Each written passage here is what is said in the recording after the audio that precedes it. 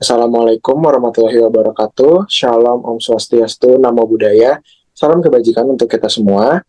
Sebelumnya selamat pagi, siang, sore, malam untuk teman-teman dan Bapak Ibu dosen yang menyaksikan video ini.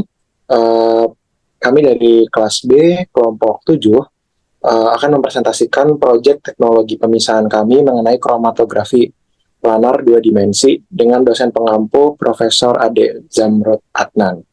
Next. Berikut anggota kelompok kami, ada saya sendiri, Gera Cantanda, beserta dengan rekan saya, Grace Chelsea Yolanda Barus, dan Hafsya Gita Rizky Natania. Next. Berikut merupakan gambaran subtopik yang akan kami bahas dari kromatografi planar dua dimensi, dimulai dari pendahuluan, definisi dan prinsip, metode analisis, sistematika, contoh penerapan, hasil dan pembahasan, kesimpulan, serta referensi. Untuk pendahuluan, kromatografi dua dimensi adalah salah satu inovasi dalam teknik pemisahan yang dirancang untuk mengatasi kompleksitas analisis campuran yang sulit dipecahkan dengan metode kromatografi satu dimensi. Dalam teknik ini, sampel dianalisis melalui dua tahap pemisahan berurutan, menggunakan kolom atau fase stasioner dengan mekanisme interaksi yang berbeda. Pendekatan ini secara signifikan meningkatkan resolusi pemisahan dan kapasitas analisis, menjadikannya alat yang sangat berharga dalam kimia analitik modern. Pada prinsipnya, kromatografi dua dimensi memanfaatkan perbedaan sifat fisiko-kimia dalam dua fase stasioner untuk memisahkan komponen yang kompleks. Dimensi pertama biasanya bertujuan untuk memisahkan campuran secara umum, sementara dimensi kedua memberikan pemisahan tambahan pada fraksi yang sebelumnya sulit dipisahkan. Kedua dimensi ini seringkali bekerja secara ortogonal, artinya masing-masing dimensi memanfaatkan mekanisme pemisahan yang berbeda-beda, seperti interaksi hidrofobik, afinitas ionik, atau ukuran molekul. Nah, rumusan masalah kita ada dua. Yang pertama, bagaimana proses pemisahan komponen dalam kromatografi planar dua dimensi, dan yang kedua, jenis-jenis senyawa apa saja yang dapat dianalisis menggunakan kromatografi planar dua dimensi.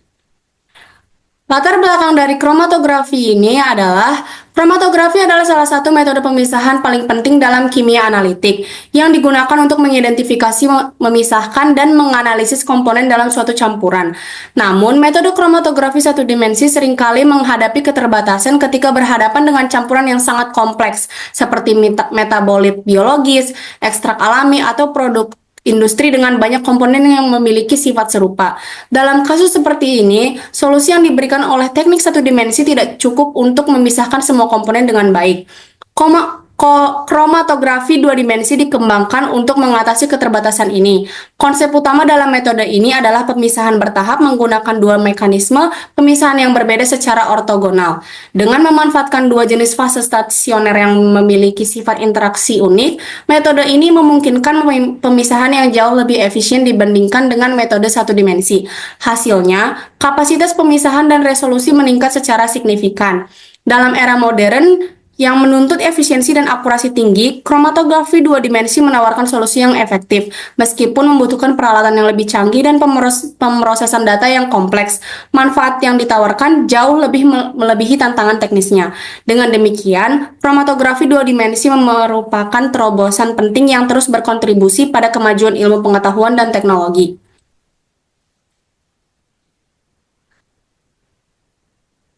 Tujuan penelitian ini ada meningkatkan resolusi pemisahan, mengatasi kompleksitas sampel, mengidentifikasi senyawa dengan akurasi lebih tinggi, mengoptimalkan analisis waktu dan biaya, dan juga mengintegrasi berbagai mekanisme pemisahan. Lalu selanjutnya ada manfaat penelitian. Nah, yang pertama itu, sebagai pemisahan senyawa kompleks, dapat memisahkan komponen dalam campuran yang memiliki polaritas serupa, seperti asam amino dan lipid. Lalu yang kedua, untuk mengidentifikasi senyawa berdasarkan nilai RF yang dapat dibandingkan dengan standar, serta membantu dalam analisis kualitatif dan kuantitatif. Lalu yang ketiga, digunakan untuk mengoptimalkan kondisi fase gerak dan fase diam sebelum menerapkan metode lain, seperti kromatografi kolom. Next.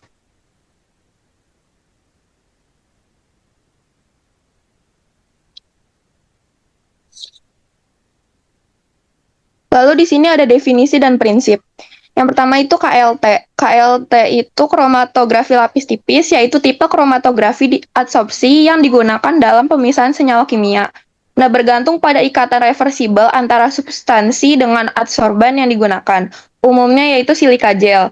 Nah, adsorban itu berperan sebagai fase diam dan disebarkan pada pelat tipis dan inert atau digunakan sebagai pengisi dalam kolom. Lalu untuk fase diamnya ada silika gel, yaitu bentuk granul dan berpori dari silika, bersifat sedikit polar dan akan mengikat komponen polar lebih kuat ketimbang yang non-polar. Lalu untuk fase geraknya menggunakan plat silika berdasar gaya kapilaritas dan pemisahan berdasarkan pada prinsip partisi. Next. Lalu pemisahan oleh KLT. Pemisahan dengan KLT berdasar pada polaritas. Kemampuan bergerak dari komponen campuran akan bergantung pada komposisi fase gerak atau eluen yang digunakan dalam analisis. Karena terdapat lebih dari satu macam komponen nonpolar ataupun polar yang ditemukan pada suatu sampel yang sama, maka hampir tidak mungkin untuk mengembangkan eluen yang dapat memisahkan seluruhnya dalam satu plat KLT. Lalu ada KLT dua dimensi. Umumnya diperlukan dua KLT dengan komposisi solvent yang berbeda untuk pemisahan senyawa polar dan nonpolar yang baik. Maka KLT dua dimensi dikembangkan untuk dapat melakukan pemisahan dengan komponen solvent berbeda pada suatu plat yang sama. Next.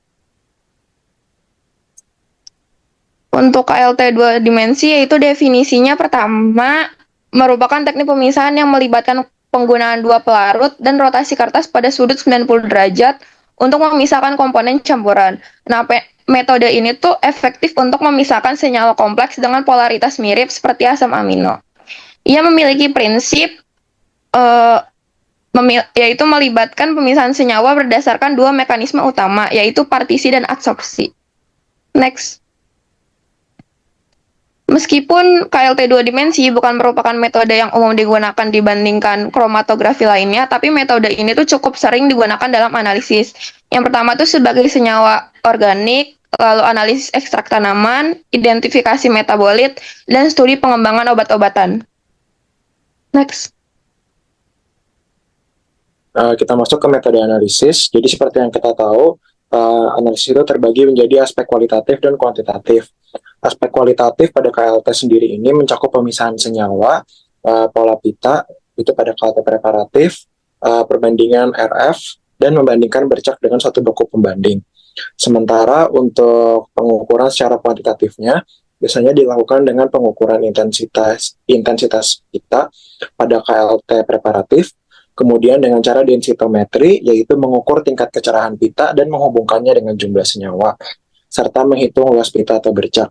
Secara singkat, perbedaannya itu kalau aspek kualitatifnya, dia mengidentifikasi senyawa berdasarkan retardation factor.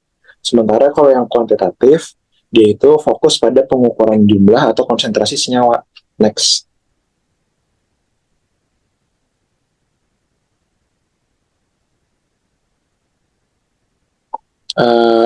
Terus KLT sendiri dia lebih terkenal dalam penerapannya untuk yang aspek kualitatifnya, karena aspek kuantitatifnya itu memiliki ketelitian dan sensitivitas yang lebih rendah kalau dibandingkan dengan teknik kromatografi lainnya seperti gas kromatografi atau HPLC.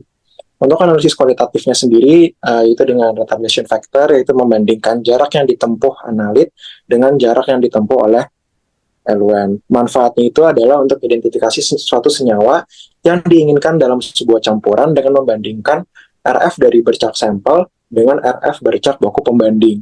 Next.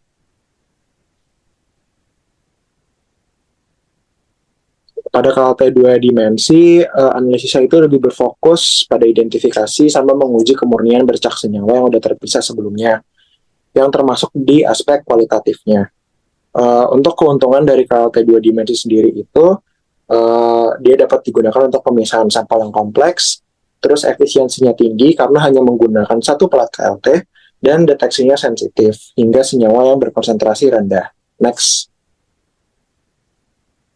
Ini adalah perbandingan plat yang digunakan antara KLT biasa dengan KLT dua dimensi. Jadi arah pengembangannya itu dia diputar 90 derajat dari yang tadinya B ke C naik, sekarang jadinya C ke D kalau sesuai gambar. Next. Terus kita di sini membahas juga fase diam yang umum digunakan. Itu ada silika gel GF254 karena sifatnya yang polar sehingga dapat menjerap komponen yang polar, dan dia juga bisa berfluoresensi di bawah lampu UV 254 sehingga bisa membantu identifikasi bercak. Kemudian ada alumina digunakan karena sifatnya yang polar, dan lapisan penyangga biasanya dipakai plat kaca atau plastik sebagai substrat. Terus fase gerak yang umum digunakan itu biasanya L1 pertama itu dia lebih nonpolar dibandingkan dengan L1 yang kedua. Misalnya dipakai dulu heksana banding etil asetat 80 banding 20. Kemudian baru di L1 kedua dia pakai yang lebih polar dibandingkan dengan L1 1. Misalnya campuran heksana etil asetat perbandingannya 50-50. Next. Untuk kelemahannya sendiri, penggunaan pelarut itu harus dipertimbangkan dengan sangat baik karena komposisi yang salah itu bisa mengakibatkan interaksi yang kompleks dengan sampel atau fase diam. Pengendalian kondisinya lebih sulit juga, kemudian waktu analisisnya lebih lama karena seperti yang kita tahu sebelum evaluasi itu harus dijenuhkan terlebih dahulu, dan kalau 2 dimensi berarti penjenuhannya 2 kali. Kemudian sensitivitas deteksinya itu masih kurang unggul kalau dibandingkan dengan kromatografi kolom. Next. Untuk sistematika, itu yang pertama ada persiapan sampel. Persiapan sampel ini juga terdiri dari beberapa tahap. Yang pertama pemilihan sampel. Sampel harus sesuai untuk analisis, biasanya berupa campuran kompleks. Nah, yang kedua itu pelarutan. Sampel dilarutkan dalam pelarut yang sesuai agar dapat diaplikasikan dengan baik pada media kromatografi. Lalu untuk aplikasi sampel, sampel diaplikasikan dalam bentuk titik atau garis kecil pada sudut awal media kromatografi seperti lempeng TLC. Selanjutnya ada tahap pemisahan pertama. Nah, media kromatografi biasanya menggunakan lempeng tipis dengan fase diam yang telah ditentukan. Untuk fase geraknya, pelarut dipilih sesuai dengan sifat senyawa dalam campuran. Pelarut ini bias bergerak secara kapiler melalui media, memisahkan senyawa berdasarkan sifat fisikokimianya, misalnya polaritas. Lalu untuk pengeringan, setelah fase gerak mencapai batas tertentu, lempeng dikeringkan untuk menghilangkan sisa pelarut. Setelahnya ada orientasi ulang. Orientasi ulang ini juga terdiri dari beberapa tahap. Yang pertama untuk rotasi media. Lempeng diputar 90 derajat sehingga jalur pemisahan pertama menjadi dasar untuk pemisahan kedua. Lalu kemudian penyesuaian kondisi. Jika diperlukan, lempeng dapat direndam dalam larutan atau diaktifasi ulang untuk memastikan kesesuaian dengan fase gerak kedua. Nah, untuk tahap pemisahan kedua, itu ada fase gerak baru. Pelarut dengan sifat berbeda digunakan untuk memisahkan senyawa dalam arah ortogonal terhadap pemisahan pertama. Lalu untuk pengembangan kromatogram, senyawa akan terdistribusi lebih jauh berdasarkan karakteristik yang tidak sepenuhnya dipisahkan pada tahap pertama.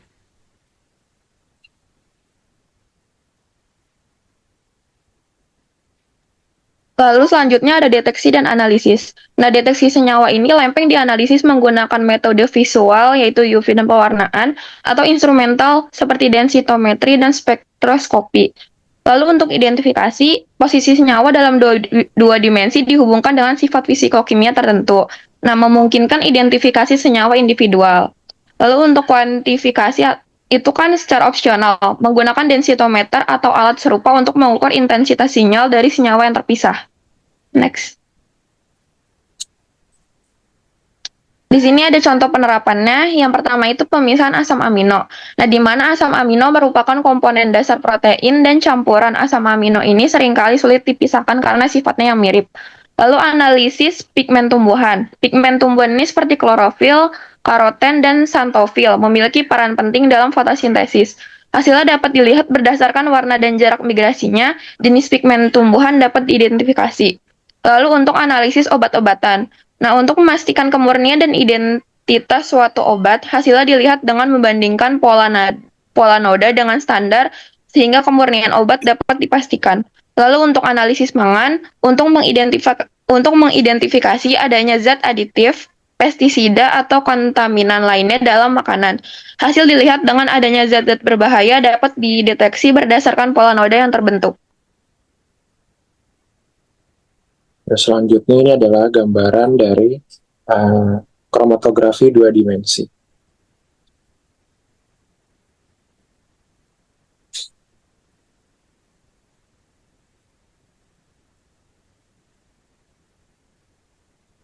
Ya, jadi di sini dibuat platnya, diberikan baku pembanding untuk evaluasi yang pertama itu di situ dia pakai ada PI dan PE itu di bercak yang penatalan yang pertama. Kemudian di penatalan kedua dia pakai CL dan CH, ada kardiolipin sama satu lagi itu adalah kolesterol. Dan ya, ini dia masih menunjukkan baku pembanding yang akan digunakan dalam analisis KLT dua dimensinya. Terus sampelnya itu dia diletakkan di tempat terpisah. Seperti yang bisa dilihat dia ada di ujung kanan dari plat. Sampel ini akan dianalisis kayak untuk diuji apakah dia itu mengandung PI dan PE atau CL dan CH, terus FA dan PC juga.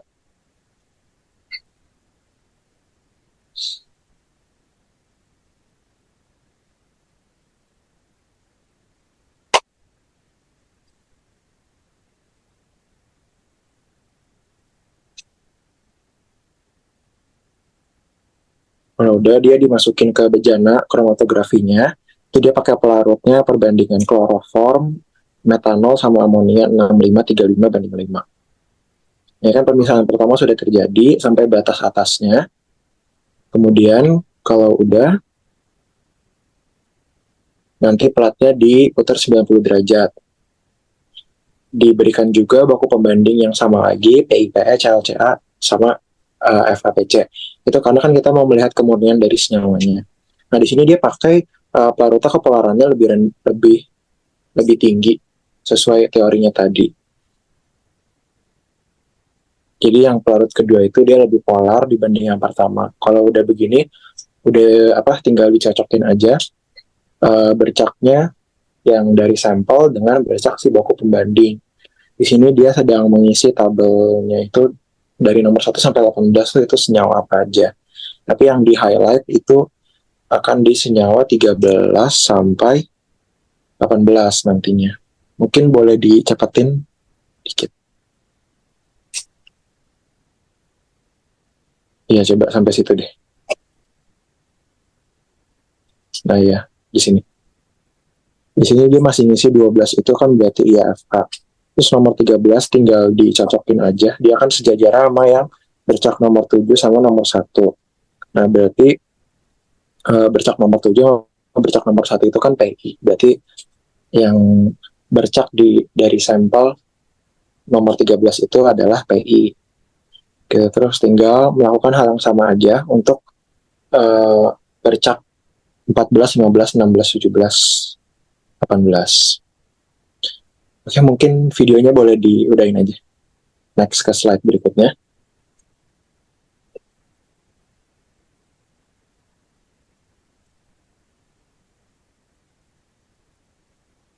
Oke, di sini seperti yang saya sudah mention tadi, bercaknya tinggal dicocokin aja. Jadi dari evaluasi yang dilakukan sebanyak 2 kali dalam video percobaan, diperoleh 6 bercak akhir dari sampel yang masing-masing itu mengandung senyawa seperti yang tertera. Kemudian jenis senyawa sampel itu diidentifikasi dengan cara membandingkan bercak sampel yang terbentuk dengan bercak baku pembanding setelah 2 kali evaluasi. Jadi dari evaluasi pertama sama evaluasi kedua tuh dilihat cocok gak sama baku pembanding. Next. Terus di sini kita ada ambil contoh lain juga dari yang analisis yang pakai RF atau retardation factor. Ini untuk identifikasi senyawa juga. Ini kita mengutip dari jurnal penelitian yang dilakukan oleh Dewi dan kawan-kawan pada tahun 2018. Penelitiannya itu tentang identifikasi senyawa saponin dari herba pegagan.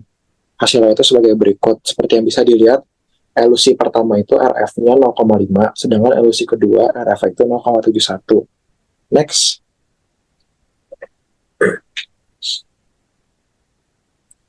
Terus kesimpulannya dari penelitian tadi itu, hasil tersebut menunjukkan bahwa sampel yang diuji itu belum merupakan senyawa murni, karena nilai RF itu berbeda setelah 2 kali evaluasi, dan perbedaan nilai RF itu nggak sesuai dengan pustaka yang menunjukkan bahwa dia itu adalah satu senyawa yang sama, bukan senyawa tunggal. Jadi dia itu masih berupa campuran 2 atau lebih senyawa. Terus di sini juga akan dibahas faktor-faktor yang mempengaruhi analisis KLT dua dimensi. Itu ada jarak lambat fase gerak pada pelat, ketelitian dalam membuat pelat, kejenuhan chamber kromatografi yang digunakan untuk evaluasi, kemudian tingkat kepolaran sampelnya untuk KLT dua dimensi yang non polar itu lebih baik sampelnya. Kemudian komposisi fase gerak yang digunakan untuk evaluasi dan bentuk bercak yang dihasilkan. Apakah bercaknya berekor atau melebar, itu kan akan berpengaruh ke evaluasi yang kedua nantinya. Next. Nah, untuk kesimpulannya, kromatografi planar dua dimensi ini merupakan teknik yang sangat berguna dalam berbagai bidang, terutama dalam analisis senyawa organik, dengan resolusi dan fleksibilitas tinggi yang mampu memisahkan senyawa yang mirip, memiliki sensitivitas yang tinggi juga, karena dapat mendeteksi jumlah sampel yang sangat sedikit, saat pengerjaan dengan waktu analisis yang relatif singkat atau cepat, dan peralatan yang dibutuhkan juga relatif sederhana, serta fleksibel karena dapat digunakan untuk berbagai jenis sampel. Jadi, teknik kromatografi planar dua dimensi ini dapat memberikan hasil informasi yang sangat berharga untuk berbagai tujuan. Nah, ini adalah referensi yang kita pakai untuk membuat presentasi tentang kromatografi planar dua dimensi ini. Nah, sekian untuk presentasi kami tentang kromatografi planar dua dimensi. Kiranya bermanfaat apa yang kami jelaskan. Kurang lebihnya mohon maaf. Terima kasih untuk Profesor dan teman-teman yang sudah menyaksikan.